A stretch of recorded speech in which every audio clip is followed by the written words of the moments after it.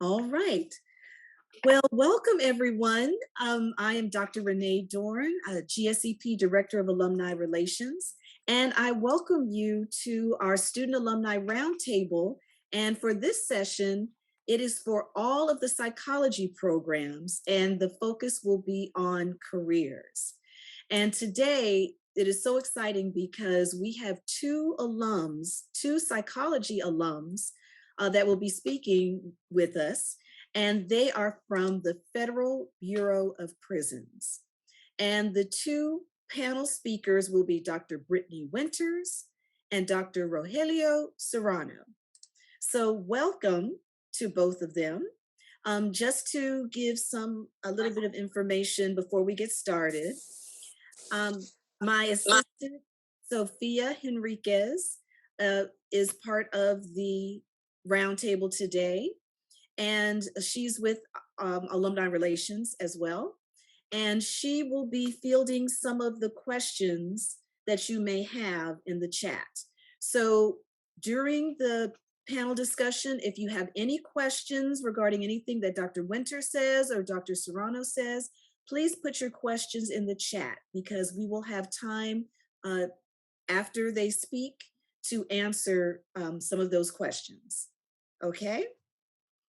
So once again, we have Dr. Brittany Winters, Dr. Rogelio Serrano, both GSEP alumni, and they are with the Federal Bureau of Prisons. So welcome to both of you. Thank you. Thank you. Nice to be here. Wonderful to have you here. So let me just get started to ask the question, how did you select the psychology program that you were in from GSEP? Out of all the other psychology programs at different universities, why the ones with GSEP? And Dr. Winters, I'll start with you. Sure. Well, thank you so much for having me. I know Dr. Serrano and I are both very excited to be here and to be speaking with some of our fellow GSEP students, alumni, colleagues. I recall being particularly attracted to GSEP because of the practicum opportunities. I know that there were initial opportunities to jump right into the field fairly quickly into some challenging and demanding practica opportunities. And I think some of the other programs, as I recall, eased you in at a different speed, which I'm sure is a model that works for some. But I found it very appealing that with GSEP you were able to kind of jump right into the clinical work with sufficient support to make sure that you succeeded. But I found that particularly appealing. Oh, very nice, very nice. Dr. Serrano, what about you? Why did you select GSCP psychology programs? Thank you for allowing us to speak here, and I'm glad we're kind of having this forum. Excuse me. I believe part of why this is so important to me, and it's such a valuable kind of way to spend my time, is because the way I came into it was actually through speaking to some faculty at Hmm. Pepperdine at a professional conference, and it was really just their, kind of conversation, the focus that we had on our work. I was an MFT at the time, so I was actually, just working and training, but the diversity of the faculty, the level of training that they kind of said was available Right. really drew me into that. And so it was actually the relationship I built with some of those early professors that kind of made me want to apply and really go back to the role of the student, which was not something that I anticipated, but I really looked Right. forward to. And I think that's why I take on a lot of kind of the spirit of Pepperdine in terms of the mentorship and the, kind of community building, is because that's really how I got interested in the program. So I really find that as a core value that I share myself, and it resonates with me. And it's been that way throughout my practice. Oh, that's excellent. So, Dr. Serrano, you were working before you came into the program? Yeah, I had done my master's, and I had a gap between my master's and my doctoral training. I became an MFT, and I wanted to, do that. I was working in community mental health, and Okay. then looking at maybe advancing my career and moving into a doctorate area was actually through those discussions with some of those early professors that I connected with. Yes. And that's kind of where I kind of made the decision to say maybe I can apply for this and really kind of hone in on some area of expertise that I wanted to do, which is working with Latino men. Right. So it really kind of, made a good fit for me. And Mhm. I was really grateful in terms of the opportunity to join the program, to join this ID program at that time. Oh, wonderful. Now, Dr. Winters, were you also working before you came into the program? I was not working in the field. Okay. So I had completed my undergraduate degree and was still trying to sort of figure out exactly what my calling was. And it was in pursuing my master's program at Pepperdine that I really established some very strong working relationships with some folks who became very powerful mentors to me. And I remember in considering whether to proceed with pursuing the doctoral program or to um, take the skills that I had acquired in the master's program and certainly the Mhm. degree I had learned and pursue that avenue. One particular mentor who's still on the faculty at Pepperdine said, Brittany, I think that there's a lot you can do if you're willing to take on these additional 4 years. The timing was unique. This was Mhm. right at about when the market had really collapsed, Right. and so the notion of taking on additional student debt, right around, it was like 2009, it would have been when I was Right. making the decision. And the notion of taking on a substantial amount of student debt um, was no small decision. It's certainly no small decision Yes. at any point in time. But contextually speaking, in the climate that we were all in, which certainly has parallels in some ways to the climate we're in now, right? With the uncertainty um, of of careers moving forward and financial stability. And Right. so I'm very grateful that this mentor told me, I think this is what you really need to pursue, and you can do bigger things that are in line with what is important to you if you pursue this degree. And so I made the choice to do that, and I'm so grateful that I did.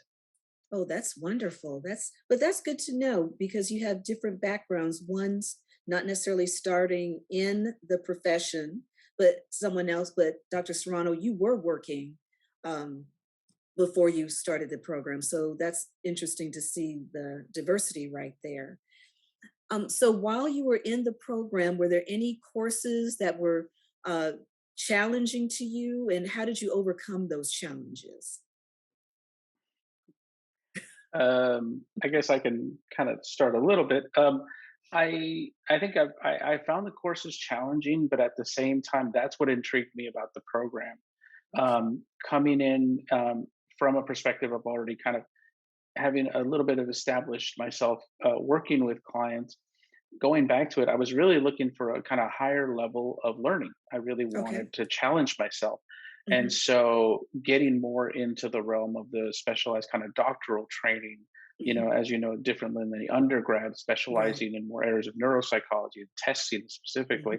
Hmm. Um, those areas really kind of, really excited my interest in the field, Right. and I really found that there was so much more that I had to learn. And I was glad that the program was that way. Speaking to colleagues who've come from other programs, a lot of them kind of said, "Well, I kind of got my master's and then just continued on to my doctorate. It's kind of just a bigger time frame, but I'm not sure how much more I learned." And for me, I really felt that the classwork itself was very stimulating and very challenging to me, which I enjoyed Yes. coming into it the way I did, and I appreciated that. I loved that the professors that I had were transparent in what they said, how I would be challenged, and then in fact, it Okay. kind of came to fruition. Oh, that's good to know. Good to know. Dr. Winters, did you have that same type of experience? I did, yeah. As I was reflecting on Dr. Dorn, as you had proposed to us, kind of thoughts ahead of time for challenges that we may have overcome in the program, and I feel very fortunate that I was able in that 6 year window to really focus on my academics and on developing my clinical skills, and feel blessed that I was not faced with any marked personal obstacles. Yes. But one thing I can really say in reflecting back on the experience that I had at Pepperdine, both as a master's and as a doctoral student, that is, I think, very unique to GSEP's program, Okay. is the the quality and the intensity of hands-on support and guidance that students are given. I can speak to having been a supervisor in the workplace and an administrator in the workplace, and I am on adjunct faculty at a university now as well. And I am not able to give a fraction of the amount of time to Mhm. the students that I teach or the staff that I was supervising. As I know, I can see Dr. Keating on the call as one example who Mhm. just devotes an exceptional amount of time to ensuring students that go through GSEP's program are strong assessment clinicians, and Mhm. that's very unique to the program. I think in a way that perhaps we can't quite appreciate while we're in the program. We take for granted Right. that that is the level of quality and training that each student receives. And I can say, being on the other end, as I know Dr. Serrano is, where we're every year reviewing candidates for practica placements and internship placements, and then certainly permanent placements as permanent appointment psychologists. It's very apparent Mhm. that there are folks coming through these programs that have the degree and they took the courses and they have the transcripts. But when Right. you drill down and they're tasked with whether it's interpreting data or presenting a case or conceptualizing a case, there's a very different presentation from many folks than there is from Pepperdine GSEP students. So looking back, I Mhm. am very grateful for that experience. I think we couldn't fully appreciate until we were through the program how fortunate we were to have the training that we did. Oh, that's good to know. That's good to know. Let me ask both of you, talk a little bit about the positions you're currently in at the Federal Bureau of Prisons. And then could you also mention how the programs prepared you for your current positions? Would you like to go first, Brittany? Sure. So my current role with the Federal Bureau of Prisons, I'm the regional psychology administrator for the Western region of the BOP, which essentially means I am tasked with overseeing the 15 prisons that we have in the Western regional states. So the Bureau of Prisons is broken into 6 regions. And so I oversee the departments within the Western region. Um, so essentially, my job currently is it's a sort of a oversight consultative role where I frequently interface with each of the chief psychologists at the 15 institutions. Mhm. Um, Frequently interface with the executive staff at the institutions, and then act as a subject matter expert for the regional director in all things mental health and psychology. And so in that role, it's certainly removed from the clinical piece directly. Mhm. But I appreciate the value that the role offers in terms of um, the broader impact and effect on the clinical work as it trickles down. As I'm advising the regional director on certain programs that need to be maintained or upheld or not impacted by modifications to programming, whether it be because of COVID or Right. institution lockdowns or things of Mhm. that nature, really making sure that we maintain fidelity to psychology's mission, right? Yes. Providing high quality evidence-based treatment to inmates with mental illness, some of whom are diagnosed with severe mental illness, severe and persistent mental illness. And certainly, as I'm sure everybody on this call either knows or can imagine, there was a time in the not too far past where mental health care of any kind, certainly quality mental health care, was not a priority Right. in terms of service delivery to incarcerated populations. Mm. And more as the general population has become aware of the prevalence of mental illness in prison. And of course, certainly as stakeholders become more aware, Congress becomes more aware, the people, the taxpayers become more aware, more and more emphasis has Mhm. been placed on that. So it is a good thing that there's finally the recognition and the placement of psychologists in administrative roles where we can effectuate those changes. Prior to this role, I was the deputy chief psychologist at our facility, our complex in Florence, Colorado, Okay. um, which is a very large four institution complex. That's where the ADX Supermax is housed. Mm. And so I oversaw a very large department there, and also worked very closely with the central office and legal as the agency was trying to resurface through some uh, pretty challenging litigation that came out of essentially deficits in the Right. agency providing mental health care. Prior to that, I was a staff psychologist at our facility in Phoenix, Arizona, where I provided broad clinical interventions, Hmm. everything from individual and group therapy to assessment of suicide risk or Mm. treatment of folks who had just been through a sexual assault, things of that Oh, nature. And then prior to that, I was an intern at Terminal Island, which I know several of you have either been practicum students that are considering being practicum students at, interns at, and certainly where Dr. Serrano can speak a little more fully to his role there. So that's kind of my course in the bureau over the last several years. thank you. Thank you for that information. I want to go more into more detail about what's going on with the Federal Bureau in a minute, but I want to ask Dr. Serrano, tell us what you're doing currently in your position. Well, currently I hold the position of advanced care psychologist at FCI Terminal Island that Dr. Winters was referencing. Hmm. What that basically means is that I'm tasked with administrating the chronically mentally ill program. The facility that I'm at is a facility that's tasked with one of its missions is to oversee the treatment of inmates who have been identified as having significant chronic mental illness. So we have cadres of inmates who are specifically transferred to our facility for the Hmm. management of chronic mental illness. Right. And I facilitate the program and basically the treatment aspect of chronic mental illness for this population. I started out here as an intern way back in 2009 as part of their first doctoral internship program here at Terminal Island. And I was very excited about that. And that's what got me hooked into this line of work.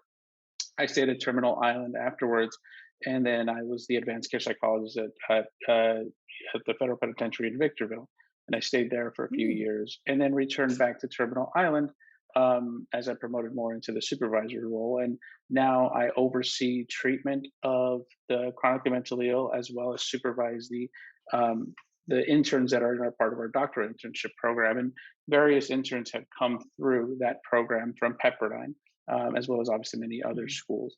But my role right now, I would say, consists predominantly of 50% administration and supervision, Right. or maybe 75%. But I still like to maintain a small role in the clinical Mhm. aspect.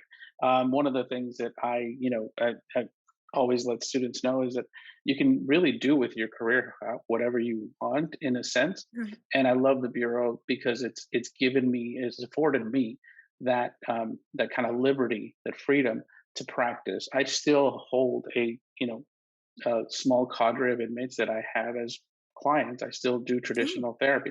I'm a clinician at heart. I've always been a clinician at heart.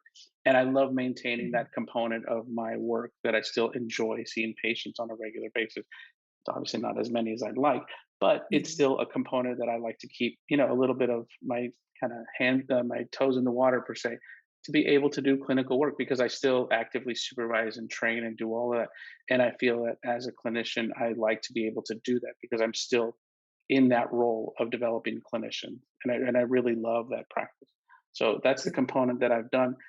And one of the things that Dr. Winters alluded to was the preparation I got at Pepperdine. Right. I Mhm. think one of the strongest assets from the professors that I had is that in their perspective kind of fields or arenas, whether it was, Dr. Keaton assessment or clinically or, report writing or neuropsych, everyone really had a passion and really had a focus on being the best at what they did. And they Right. knew some of us are more interested in this or that, but you at least have to devote the time and discipline that it takes to really understand every component. And that is one Yes. of the things that I felt really helped me because working within the federal prison system, it Mhm. is such a diverse experience and there's so many things that can come at you all at once. You really understand that from a mental health side, you become the subject matter expert to the staff, to the executive staff, or to whomever you're working with. Oh, wow. So Okay. on some level, you also have to, you take that responsibility Mhm. seriously, but I drew from those professors' teachings and experiences, and being able to say, I may not be an assessment expert, but when it comes to this arena, I'm the Yes. one that they're going to go to for questions. And so I really drew from those experiences as the professors. I knew you may not be an assessment expert, but in this arena, you're the one who's going to be tasked with answering some questions. So at least I want to be Hmm. knowledgeable enough. And Right. that's, I think, the model that I was trained in. And I really see that in the students that we get from Pepperdine as well. That you kind of, it's just that philosophy that you need to really attend to the work that you do, because Hmm. on some level, even if it's not your passion, it is going to be the role that you're going to perform. Right. So, are there opportunities for our Pepperdine students to work with the Federal Bureau of Prisons, whether through, was it practicums, internships? What kind of opportunities are available? All of them. um, And but more. obviously, yeah, all of them and more. Yeah, I mean, there's such a vast growth that at least in my last trajectory, the last 11 years in the bureau, there's been so much of a growth period from the programming side, meaning the side that's tasked with rehabilitation and reentry, and kind of this kind of aspect of really promoting well-being and promoting those kinds of aspects of their lives that the inmates really need. And Hmm. right now, we're seeing such a huge kind of growth of the attention that the bureau is giving to that. Obviously, I think Dr. Winters can speak more specifically to what those kind of details are. But there's Hmm. so much opportunity there, and I see for our students. Oh, that's excellent. That's Yeah, excellent. I couldn't agree more. I think right now is an incredibly exciting time to be considering a career as a psychologist with the Bureau of Prisons. I mentioned that litigation out of the ADX in Florence. Certainly, as much as litigation is not a pleasant experience for anybody, one of Right. the positive outcroppings of that was that the agency really recognized finally the need for an exponential growth in terms of the number of providers that are hired. To the extent that some of you are familiar with the First Step Act, I would Mhm. encourage you to all. It's a beast of of a read, but I would encourage you to do a little research on that if you could. First Step Act, FSA. That's another component that is really pushing um, execution of mental health services in our prison facilities Mm. nationwide. So, with kind of that backdrop, I can share there are, as Dr. Serrano said, there are more opportunities than ever right now for students, for early career, for mid career psychologists than there ever have been within the agency. If you Oh. are a student right now, either a master's student or a PsyD student, or perhaps you're considering applying to Pepperdine and you're wondering, kind of as I shared, looking at different programs and where um, MOUs are in place where practice opportunities are available, I would encourage you to talk with either the training director, or Dr. Dorn certainly can put you in touch with Hmm. whomever the correct person would be. But I would encourage you to ask about what opportunities are available in terms of practica. You can absolutely reach out to Dr. Serrano or I if you're interested in a practicum opportunity at FCI Terminal Island. When it comes to interns, for those of you on the call who are either on the precipice of applying for internships, or you're starting to think about that, um, we're about to, in very short order, we will have 15 APA accredited predoctoral internship programs in the agency. We currently have 3 in the Western region right now. So we have FCI Terminal Island, we have NBC Los Angeles, and then we have FCC Victorville. We have 2 more coming online, which will be initiating their 2-year accreditation window. Those are Hmm. going to be at FCC Tucson in Arizona and FCI Sheridan in Oregon. So we will have 5 opportunities available just here on the West Coast or in the Western region. That would be a very nice training entree into the agency. And depending on what your unique clinical interests are, perhaps your interests are substance use treatment, perhaps your Hmm. interests are SMI, perhaps your interests are sex offender treatment, perhaps your interest is forensic assessment. We have it all. So, and we have it all at the internship training level. So, whatever your interest is, whatever you're passionate about, please reach out to your supervisor or to Dr. Dorn, Hmm. or certainly Dr. Serrano and I. I'm sure you'll have our contact information by the end. We have those opportunities available for you. We are currently working right now toward an initiative in the agency where we are looking to expand our opportunities for psychologists even further. So for those of you that are going to be graduating with your PsyD in 2 years, 3 years, 5 years, there will be even more clinical opportunities for you to carve your way and make your clinical path what you see fit. As Dr. Serrano stated, if you want to be an administrator and you want to develop a program and activate and launch a program, you can do that. If you want to be fully clinical and deeply involved in the clinical treatment of SMI inmates, you can do that. If you want to hybridize those two journeys, you can do that. So the opportunities are if you want to be a warden, you can do that. The opportunities are really boundless. It's what you want to make of it. And I encourage you to really take this time early in your career to really delve into and research what opportunities are available to you for practica and for internship and beyond. I have some websites that I'll want to provide to you. And I don't know if Dr. Dorn, if now is the place, but perhaps later on I can show too a website Yeah, where if you all are interested, you can just go on today and tinker around and see what's available for early career psychologists and what the requirements would be and what the job descriptions are. if you want to, Dr. Winters, you could put that in the chat, the Perfect. website. Yes, I will do absolutely. that now. And if I could just explain very briefly, Yes. this website, it's called USA Jobs, and this is for all federal jobs, so not just the BOP. But I'll put in this website. What you'll want to do is there's going to be a section up top that says keywords. You'll just put in the word psychologist. Don't put anything in location and click search. On the right, there will be a column for filters. And if you go down to department and agency and select Department of Justice, right now, I just checked it about 30 minutes before this call. We have 31 vacancies on there for psychologists all over the country. So you may say, I want to stay in LA, or my family's in San Diego, or I want to get back to Harrisburg, Pennsylvania, or I want to go to Guaynabo, Puerto Rico. We have vacancies right now in Honolulu just to make that extra tempting and everything in between. So if you plug those filters in there, you can kind of tinker around and just see what's available today. It changes every day. So make that website your friend and just start checking it periodically and seeing what's available on there.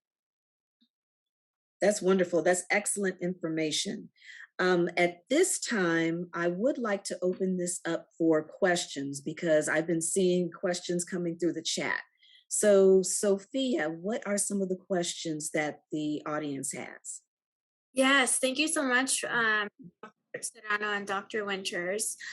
We did have some questions regarding employment. So I know that you both discussed this earlier, but can you explain more, talk about more what it looks like between working and also completing the program? So being a full-time employee while also doing the PsyD program. Hmm. You're referring to, or the question I should say is referring to working during the PsyD program. Yeah, specifically with the PsyD program. I worked part-time, actually. I worked for the Alumni Relations Department. So I can't speak to working full-time. Dr. Serrano, did you work full-time during the program? Unfortunately, I did. And it's not definitely something I recommend.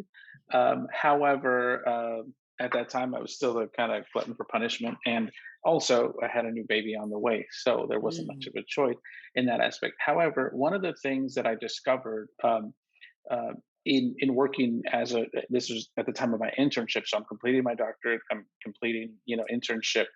Um, One of the things that I found in the bureau was that they were so accommodating to the reality of our lives. Our jobs are stressful within the agency. Um, you're also a federal law enforcement officer if you're working inside of a federal prison. So there's almost this aspect also of the camaraderie and the fellowship that comes with being a federal officer because you are law enforcement, you do respond to things. And so there's a definitely a unity and a family orientation that the bureau has. And I discovered that early on in my internship. They were Mhm. very welcoming and accommodating to the challenges of the student life that as they know you're interns, but they're also accommodating to the aspects of life that we need to attend to, family, and all those things that happen. So while it was challenging from a workload and from a, as any doctoral student is going to tell you, that last year is just it's just hard. It doesn't matter what you have going on; it is very hard. Mhm. But I was lucky enough to have very supportive supervisors, very supportive chief, very supportive administrators who were open to saying, you have the vacation time that you have, use it wisely. We support anything you're wanting to do, and really, really giving me that space. And so, while I found the demands of doctoral training difficult, I actually found that the support that I got from the bureau, even just as an intern. And remember, as an intern, it's a terminal position; it's a 1-year temporary position, and then at the completion of that, you still have to apply. You need your doctorate to apply to a full-time position. Um, but I really found that to be a wonderful asset, and it's part of the reason why I decided, this is really an agency. Not only am I enjoying my work and discovering a whole new area of my practice, but I'm really enjoying the support that I'm getting from the agency itself. Kind of if you look at it as a company, this company is really kind of focused on some aspects that I really resonate with my values, and so that's what I enjoyed of it. Yeah, was it challenging? Of course, I think all doctoral training has to be, but when you're lucky enough to have a space like that, I think it really does a lot for your career development, but also does a lot for your, the value you want to give back to that agency. Obviously, we've all heard the horror stories, and some of us have known, colleagues or other students who Mhm. are like, "Oh my God, my agency wasn't as great, and I had challenges with supervisors." I didn't find that, and so I think I was lucky in that sense. But I'm grateful to it too. I have a And quick question I want. Oh, no. sorry, I was just going to piggyback one Yes. thing on that to Dr. Serrano's mention of this work-life balance and the agency's promotion of wellness, and the Bureau as a family and promoting core values related to taking care of oneself and taking care of one's loved ones. The agency really recognizes we are not a very much good to the very challenging population we serve if we don't take care of ourselves first. And as he Right. mentioned, we are law enforcement officers. We do have to respond um, to incidents and events that occur. But as an exercise, I tallied up my leave, and I'm sure Dr. Serrano's in the same boat here, or probably even outdoes me. I tallied up my leave just again an hour before this call as an exercise to really highlight, put our money where our mouth is. What I mean when we say the Bureau really says your compensation package not only means a very good salary, but it means you get a lot of time at home with your family. So as of Oh, wow. today, between my sick and my annual leave, I currently have 798 hours on the books, Oh, which wow. equates to 98 and 3/4 days, which is just under 20 weeks, which is just under 5 months paid leave. Wow. So that's just Wow. sitting on the books, right? And I take leave here and there. I mean, I'm not sitting on it piling it up. So that is just again a quick and dirty exercise to show we mean what we say when we say this is an agency that says, here's your paycheck, but also go be with your family, go travel, go do something that's important to you because we need you healthy and whole when you're here to serve the agency to the best that you can. That's excellent. That's wonderful information to know. We have two people that are raising their hands, but I want to throw in this question really quick. Both of you have your doctorates, but for these positions that are open, are those specifically for those who have doctorates, or are they available to those who have master's degrees as well? Good question. Both Dr. Serrano's and my positions are for licensed clinical psychologists. Okay. And so both positions would require the doctoral degree. Okay. There are plenty of positions as you enter the agency that do not require a license. They're meant to be entry level. We Oh, do provide all pre-doctoral and postdoctoral supervision hours within the agency. So okay. anybody that were to get their degree and come on board and want those postdoctoral hours supervised, that would be no problem. But for both of Mhm. our positions, there is a doctoral degree required and a license required. Okay. That's good to know. Wonderful. I see one person put down their hand, but Dr. Keating, you have your hand up. So first of all, I want to just thank our alum. I think it's just awesome. You're so inspiring. And I always remember Brittany sent me an email from the Supermax Penitentiary requesting people to come and said, the golf and skiing are great here too. So there are quality of life issues. And then I do want to ask you guys about the tuition remission, but I also want to say to people that many people who are interested in forensic assessment or doing private practice or doing work with people who are dealing with reentry actually get their training in the Bureau and then use it as a stepping stone to develop a niche private practice or a private practice that serve people who are either being incarcerated or preventing incarceration. So it's a phenomenal amount of training that you get. And, you know, I don't mean to be blunt, but it's a captive population. So you'll get your hours quickly and you'll get a huge range of experience. And in my experience with the alum that go to the BOP, they go on to develop phenomenal careers, whether it's within or after the BOP.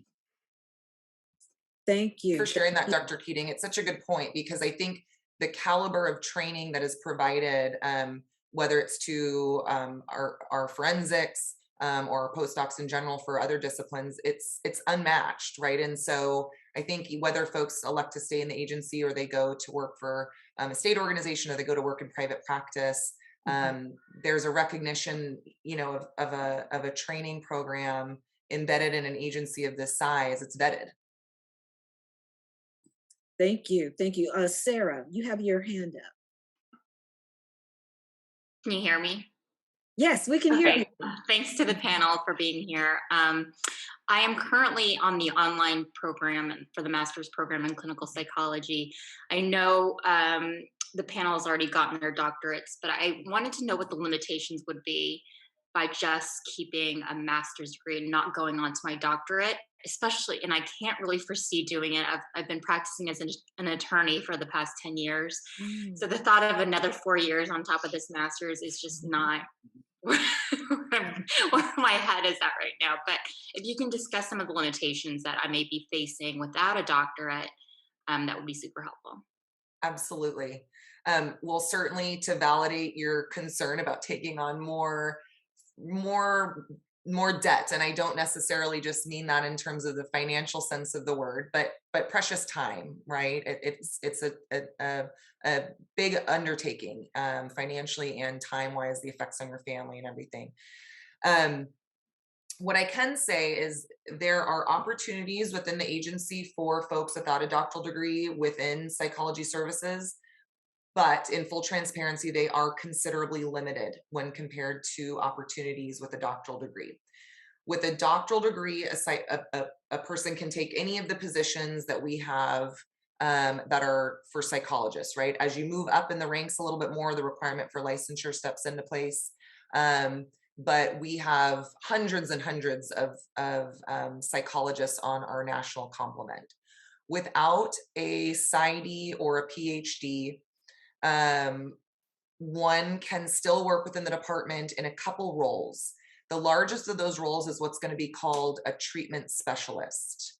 And within the treatment specialist domain, there's a few outcroppings. The largest one there is going to be what's called a drug treatment specialist. As you would imagine, that's a provider that works within our residential and non-residential drug treatment programs. We also have treatment specialists that work within some of our other treatment programs. We have a position that's relatively new called a mental health treatment specialist, and that works with more of our SMI populations. There are also positions outside of psychology services. We have another branch within the agency called the WASP.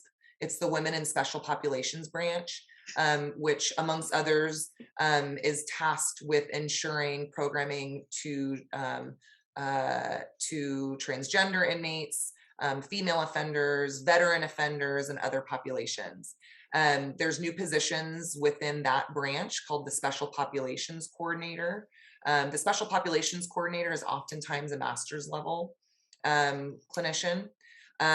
Certainly there are ample opportunities within the agency outside of psychology services or some of these WASP positions, whether it be in unit team or things of that nature, and people do rise through the ranks up into the executive staff.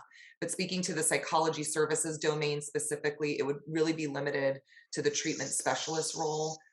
which depending on the institution, there's usually anywhere from 1 to, at very large complexes, there may be 10 or 12. But it's usually, Dr. Serrano, how many are at Terminal Island? Maybe a half dozen? I think I think we're up to about 8 or 9 right now, and that's particularly because we're tasked with handling a large chronically mentally ill population. It's because of that that we have a large complement of drug treatment and treatment specialists, because the program is large in terms of we have that population to treat. Other institutions may be more limited to that in their complement of how many treatment specialists are at a particular institution. All right, thank you. Thank Thank you, you. Sarah. Thank you, Sarah, for your question. Sophia, you have a list of questions. So I'll Yes. let you go ahead and ask those. Thank you so much. We did have a question regarding the difference between the PhD and PsyD. So if you could discuss how you decided on the PsyD program, and then also if you had any insight as to how employment would look like for an international student. Oh, excellent question. It's an interesting Um, question. Yeah. my answer to the first, I'll keep it brief, Dr. Serrano, you may have more on that, but my answer to the first question, I knew I wanted to do more clinical work than research work. And so the guidance really I received was that for what I wanted to do, either would be sufficient and practical, but that a PsyD would probably be the venue, the mechanism to get me there a little bit more quickly. With regard to the international student question, I'm glad you asked that. For employment with the BOP, one has to be a citizen, but that does not mean one has to have been born here. So we have staff that are citizens who have been born elsewhere, and they're now citizens and they're fully and permanently employed by the DOJ. So it wouldn't affect a candidate who's a citizen to any different extent than someone who was born here. Yeah, good question. I think also from the PsyD to a PhD, similar to Dr. Winters, that was some of the discussion I had with Mhm. some of these early mentors and people I discussed the program with, was that I was a clinician and I wanted to continue being a clinician, even if I did research or if I did some area of specialization. I wanted it to focus on the clinical realm, and that was kind of more of the area that seemed to fit with me in terms of the PsyD. From a practical standpoint, the PsyD or the PhD, either one, what we require is a doctorate degree. A Mhm. doctorate degree is what's required to perform psychology services within the Bureau of Prisons. So either one of those will fit. But I think that, along with kind of various other factors, are the things that you want to look at from a standpoint of if you're going to move into your career. And I teach in the master's program. So one of the things I discuss just with students about who are considering doctoral work is really kind of thinking about not so much just your degree, but kind of what do you want to do in this field? What do you want to do with your career? And a Mhm. lot of times that's really what guides those decisions, not necessarily just I want a PhD or I want a PsyD, but in a sense, really, what are you striving to? What do you think your career is going to look like? What are your interests? And I think that should kind of, my advice is always to draw from that, and the jobs, the work will follow. But as long as you're happy with that decision or you're comfortable in what area you're in, that's really what ultimately, I think, to me, satisfies a lot of what our career goals are. Excellent. Sophia, I'm going to let you give a couple more questions before we have to move on to career services, but go ahead to the next question, please. Yes, we did have a lot of questions regarding licensing. So some of our students didn't know that with the PsyD, it looks like you can work in different states, such as Dr. Winters did in California, Colorado, and Arizona. Can you explain how licensing for the PsyD program works in different states? Because it looks like you're allowed to work with this in a non-clinical setting outside of California. Is that correct? Yes, so I'm glad this question came up too, because a lot of folks have this question, and the good news is I think the response is is a good one in terms of where people are wanting to live and work and the flexibility afforded. The answer to that is regardless of what state your supervisor is licensed in, if you are an intern or you are a postgraduate trying to accrue your hours with the BOP, because you're practicing on federal land, your supervisor can be licensed in any state in the union. So I'm licensed in the state of California. When I moved to Arizona, I was able to continue practicing there because even though I was in Arizona, I was practicing on federal land. I ended up also getting my licensure in Arizona because I took on also a private practice in forensics out in Scottsdale for a period of time. And so I, of course, needed to be licensed there to do that work. But I could have just maintained California for purposes of the BOP, and that would have been fine. When I left Arizona, I let that license expire. I maintained my California license into Colorado, supervised plenty of folks there. So whether you're looking to get licensed in California, whether let's say you say, well, I have family back east and maybe I want to do my pre-doc internship back east and get that experience, you can practice wherever you'd like, and your supervisor can be licensed wherever he or she may be licensed, and it won't affect your ability to accrue those hours. It's a very nice element of the flexibility afforded working with the DOJ. Excellent.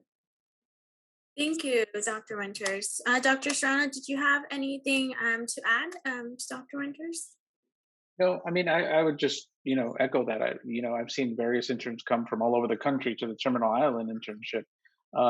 And we always we're lucky that we're able to practice in an exempt setting because the supervision is always there. And I've had many interns who've gone on to really great careers all over the country, but they've always been able to accrue their hours. They've always been to continue their work somewhere else. And licensing, I would say, is one of the things that the Bureau has done really well of overcoming a lot of the obstacles that kind of limit a lot of other placements. I think that's one of the privileges of working in a large government agency is that, we really can work through some of those obstacles with students. This is awesome. Thank you so much. And I was going to ask Francesca's question next about mentorship, but I do see here that she has her hand up. So let her ask you that question. Go ahead, Francesca. Hi guys, thank you so much for hosting this panel. I appreciate it. I actually had another question to piggyback off of what you were saying, Dr. Winters, about having licensure in different states. Did you find it difficult to attain licensure in Arizona, California, Colorado? I think the advice that I received from many along the way to pursue certainly, we are getting our degrees in California, or many of you on the call are getting your degrees in California. I happen to be from California and my family's here, and I knew this is where I wanted to at least end up, if not spend most of my time. And so once I was able to become licensed in California, the rest, it's true what they say, the rest is downhill. If you can get your licensure in California, I would recommend it, because wherever your career moves you, wherever your family moves you, wherever on a whim you say, let's go live here, it will be far easier. So no, once I went, certainly got through the EPPP and the CAPLE and all the paperwork here, licensure elsewhere was a breeze. Awesome, thank you. And then I'll ask my other question that Sophia mentioned. How did you meet your mentors at Pepperdine, both of you? And how were you able to create a mentorship relationship with them, from a professor-student relationship or an advisor-advisee relationship? Did you establish mentorship in the first year at Pepperdine, or was it more throughout your time there? I actually met mine at a conference. It was actually at the Evolution conference way back in the day here in Anaheim. And it was really, actually, I was trying to recruit students for a program that I was running in the community. And I needed students who were bilingual, Spanish speakers. And he had an organization that was, kind of focused on Latino psychology. That's how kind of we established just communication. But through that developed into the mentorship, because he was actually teaching at Pepperdine. And that kind of fruitioned more into throughout my time at Pepperdine. But then also now, that is also the person that I kind of seek out mentorship from from a professional side now as colleagues. Um, and it's similar things have happened with other professionals that I consider my mentors, but also eventually kind of we just form collegial relationships, but we maintain those relationships. And it's definitely afforded me great opportunities, but also it's given me the kind of added, kind of mentorship kind of, I guess, ideal, in that I enjoy mentoring students. I enjoy working with students, and because Mhm. I know that there's such a value in, someone like myself who doesn't come from an academic background, to find people who are doing or can do the things that I kind of aspire to do, because you learn not just, kind of the ins and outs, but you also learn the underlying things that kind of come with the challenges of professional work. And I've done that the same in my career in the bureau of establishing mentorship. So it's something I have definitely benefited from. So it's something I value and try to give back to, when I teach, or in my role now as an adjunct, I still kind of want to take on those roles. And that's why I enjoy, supervision of the internship program that we have now too. It's just something that I think that as a career, none of us kind of get through this alone. It's so valuable to maintain Mhm. that and to establish that network. Yeah, I had an opportunity in my master's program to have exposure, to get some exposure at the LAC psychiatric emergency room. And at the time, there was not an opportunity to, there wasn't a formal practicum for master's students there. And anyway, in my, whether you call it being proactive and strong-willed or stubborn, I however we describe it, that's how I've always been. And so I pursued this opportunity and I brought it to the folks at Pepperdine, and I said, I really want to not let this opportunity go by the wayside. And one of my professors at the time said, they told me, they said, if you can find somebody who's willing to supervise you on this, we'll sign off on it and we'll give our blessing. Mm. And so I went to one of my professors, and he said, "This sounds like a great opportunity. I'll do it. I think you could flourish here." And so we did all the paperwork and kind of got all that signed off. And that was really the first opportunity. I think looking back, it was, I don't know that it was per se intended this way, but I think looking back, it was um, his the universe's, sort of test of like, how hard is this student willing to push for something she's really Mhm. wanting. And if we kind of give her this inch, let's see what she does with it. Will it be a dumpster fire, or will she really make something of it? And so I think finding people that are willing to take a chance on you and believe in Mhm. you when you say, give me this shot, and I promise you, I will work my hardest to make it worth your while. You just need to find that one person. And if you can find that one person and really go through with what you said you were going to do and work your hardest, that's all it takes, because now that one person will believe in you. And that one person then will go to the next person. When you ask for something, they'll say, you know what? He or she said, give me this shot. And if you give me this shot, I'll make it count. And that builds on itself. Right. And so I think that was kind of my initial building of that mentorship. I can say early on in my career, Dr. Serrano was a few years ahead of me. And I can't remember exactly now looking back, Dr. Serrano, who put me in touch with you. But Dr. Serrano was an early kind of like advanced peer mentor to me, right? He had done his internship. He had graduated from Pepperdine a few years ahead of me. He had done his internship a few years ahead of me. As you're all, I'm sure, learning, it's a very small world within academia. It's a very small world within Pepperdine. It's a very small world within the clinical discipline that we work in and the community. It's a very small world once you get into the bureau.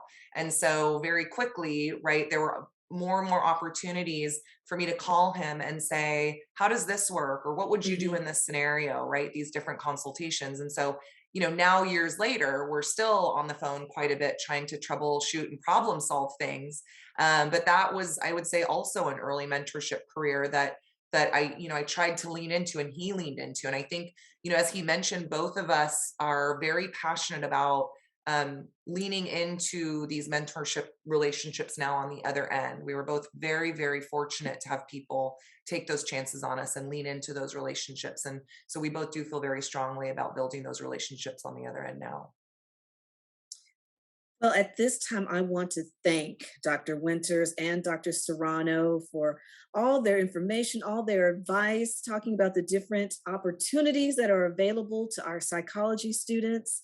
And at this time, I would like Kimberly Cricket from GSEP Career Services to talk about more opportunities that are available and how career services can help the students find these job opportunities.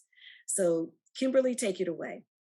Thank you so much, Dr. Dorn, and thank you to our panel speakers. So my name is Kimberly, and I am a career development specialist with the GSEP Career Services. So Pepperdine is distinct in that each of its graduate schools has its own career services department. So as a result of that, we're really able to provide a boutique style or customized service delivery for our graduate students. So you're not only engaging in an academic experience as a student at Pepperdine, but a career development experience as well. So our vision at GSEP Career Services is that every GSEP graduate will have the clarity, the confidence, and community to access, thrive in, and transform the future workplace. Excuse me. So I've personally been working as a graduate assistant with the career services team for about 6 months now. And I can truly say that I've loved every moment being a part of this small but mighty team, being able to support students as they prepare to navigate the next step of their career journey, and provide resources to them is incredibly rewarding. But on a personal level, I've also found so much benefit from being able to take advantage of the wealth of knowledge that we have access to as members of this GSCP community. So I really encourage all of you to take advantage of the services and the organizations that we have in place to help us succeed in whatever our intended career path might be. So just to go into a little bit more detail quickly to familiarize yourselves with the services that we provide, we use a person-centered approach to career development, and as a result, we offer a set of core services. So one of our services are document and social media consults, and that is where a member of our team will meet with and collaborate with students directly in a 30-minute session to review and provide edits to strengthen a resume or a cover letter or other self-marketing documents. We also provide career design sessions, which is a 1-hour session with the career counselor to help students clarify their career strategy and their goals, and then to really tailor any relevant self-marketing materials to really clarify your strategy and your purpose. We also organize an array of networking events and seminars. One of these services in particular is our JAMI communities of practice. And JAMI is a Swahili term for community and refers to unique programs designed to provide industry-specific career insights and help us build community through alumni connections. So this past September, we launched the first of our fall monthly JAMI career webinar series, which was publishing your first article or book. In October, we had the Careers with a Cause Social Impact Pathways webinar, and our upcoming November session is titled From Classrooms to Careers, Career Transitions for Pepperdine's Military Connected Community. So just to kind of wrap it up, if you haven't already done so, we encourage you to log into Handshake, which is Pepperdine's career portal, and that provides you with access to employment listings, events, resources, and setting up appointments, which are kind of what I mentioned earlier. You can log in through your WaveNet portal and then click on Jobs by Handshake.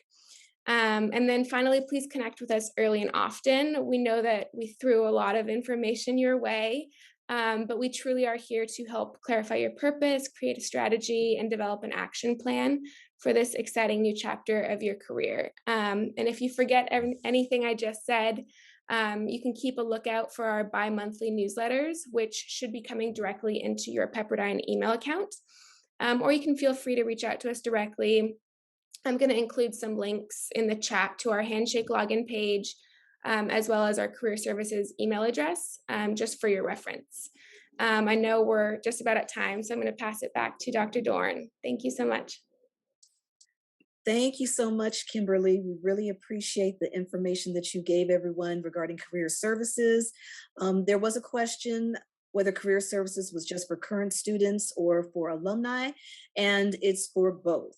So if you are a current student, you can contact career services, or if you are part of our GSEP alumni, you can also contact career services, and those services that Kimberly mentioned are available to you. So at this time, we are out of time. So once again, I'd love to thank Dr. Brittany Winters, Dr. Rogelio Serrano from the Federal Bureau of Prisons for speaking to all of us today. Thank you for all of your insights and all of the information that you provided. We really, really appreciate your time. Thank you. It was such a pleasure being here today. Thank you. Thanks so much for inviting us. And I'm really glad. I hope they found the information helpful. Yes, absolutely. And the recording for today will be sent to everyone who participated. So in case you might have forgotten something or missed something, you will have a recording for it. If you ever need to contact our Alumni Relations Office, you can see the office hours Monday through Friday, 8 a.m. to 5 p.m. That is our email address and our phone number. And we always want you to be able to let us know how we did with these roundtables. So if you use your phone to scan the QR code for the survey evaluation, please take the survey so that we know what we did right, what we can improve on, and what you'd like to see for future roundtables. And we also have an interest form that to let us know what you would like to participate in for our GSEP activities. And that's where you see on the screen, get involved, and use your phone again to scan that QR code so that you can fill out the interest form to let us know how you would like to participate in some of our GSEP activities. Once again, I am Dr. Renee Dorn, Director of Alumni Relations. Sophia Henriquez is my assistant. She is the Alumni Relations Analyst. And so we would love to thank you for joining us today and hope to see you again for another Student Alumni Roundtable. Thank you to everyone, and we hope you have a wonderful afternoon.